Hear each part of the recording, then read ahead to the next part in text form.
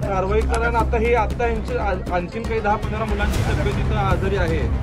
इथं तातडीने treatment checkup घेतलं पाहिजे. मेडिकल टीम आपली पूर्ण येऊ द्या. प्रत्येक घरोघरी झालं पाहिजे करून. आणि कोणालाही इथं म्हणजे आता हे पाणी प्यायला देऊ नका. पण हे टँकरची व्यवस्था झाली पाहिजे आणि लाईनचं पण काम त्वरित घ्यायला सांगा. हो, शाळेतलं काही कारण वाटत नाही की योगायोगाने एका शाळेचे विद्यार्थी ह्या गल्लीतल्या सगळ्यांनाच ती हो नाही सर, पाणी आता तिथे दाखवता येत ना पूर्ण सगळ्यांच्या घरात आलेलं. हो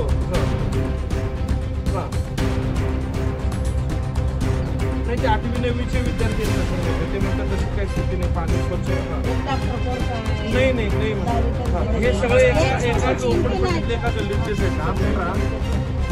हो हो हो ठीक ठीक लगेच ऑलरेडी सांगितलं. आता ट्रीटमेंट करणार मेडिकल टीम येणार आहे. कोण आहे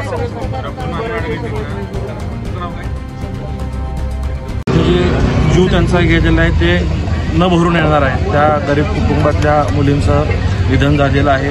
मी त्यांच्या दुःखात सहभागी आहे. आज आम्ही सकाळी आमचे नगरसेवक कंपनी साहेबांकडून निरोप आल्यानंतरनं महापालिका प्रशासनाला कळवलं.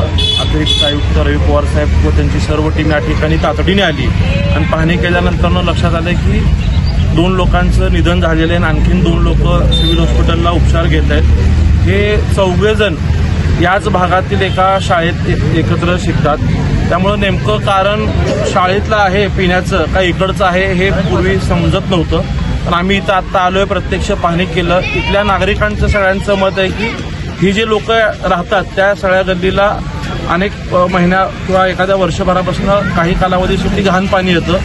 मेन चौकात काहीतरी चेंबरमधनं पिण्याची पाईपलाईन गेलेली आहे. त्या चेंबरमध्ये ज्यावेळेस गाळ असतो त्यावेळेस त्यांना घाण पाणी येतं आणि ते चेंबर साफ केल्यानंतरनं इतर काळी त्यांना पाणी स्वच्छ येतं.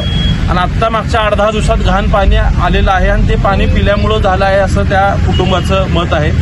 परंतु आत्ता जी मुलीला इकडं तिचं शव आणलेलं आहे तिथं पोस्टमॉर्टम झालेलं नाही आहे. त्यामुळे आम्ही त्या कुटुंबाला विनंती केली की जर तिथं पोस्टमॉर्टम झालं तर योग्य निदान आपल्याला कारण समजेल आणि त्या अनुषंगाने आपण इतरांचे प्राण वाचवण्यासाठी आपल्याला ती मदत होईल. महापालिका आयुक्त आणि महापालिका प्रशासनाला आम्ही तशा सूचना केल्यात की महापालिकेची पूर्ण मेडिकल टीम येऊन फक्त या कुटुंबासोबत नाही तर ह्या सगळ्या झोपडपट्टी भागातल्या सगळ्यांची तपासणी होईल.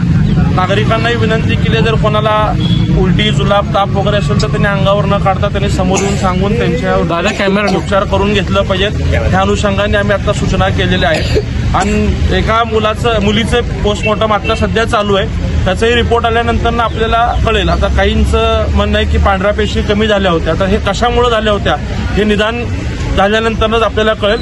परंतु जे आज डोळ्यासमोर घाण पाणी वगैरे आलेलं दिसतंय याही गोष्टी चुकीचं आहे. त्या गोष्टी थांबवण्यासाठी देखील सूचना केलेल्या आहेत. आयुक्तांनी तात्काळ ते काम हाती घेण्याच्या सूचना संबंधित विभागाला देतो असं सांगितलेलं आहे. खरं तर यामध्ये सोलापूर महानगरपालिकेच्या अनेक भागात अशी परिस्थिती आहे की ड्रेनेजच्या चेंबरमधून पिण्याची पाईपलाईन गेलेली आहे. ती त्यावेळी जरी पाईपलाईन नवीन असताना जर काही अडचण नसली परंतु कालांतराने पाण्याच्या प्रवाहामुळे ती ज्या लाईन जीर्ण होती त्याला एखादं होल वगैरे पडलं तर हे मिश्रण होण्याचा प्रकार घडू शकतो. आणि कदाचित जर तसा प्रकार आज घडला असेल तर आम्ही आत्ता आयुक्तांना तशा सूचना प्रशासनाला देऊयात की फक्त याच भागात नाही सोलापूर शहरात ज्या ज्या ठिकाणी कुठल्या चेंबरमधनं जर काय पिण्याची पाईपलाईन पास असतील तर ते बदलून घेण्याच्या सूचना देऊयात जेणेकरून इथून पुढे असा प्रकार घडणार नाही. प्रत्येकाचा प्राण महत्त्वाचा आहे.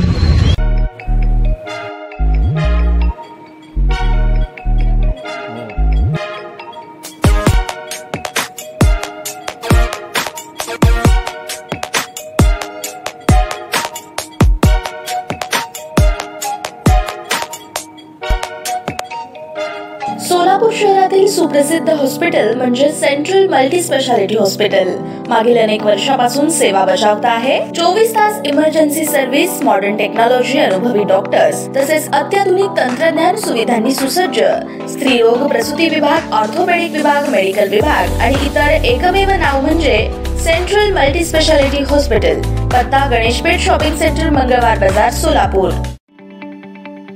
ताज्या बातम्या पाहण्यासाठी प्राईम महाराष्ट्र न्यूज चॅनलला सबस्क्राईब करा.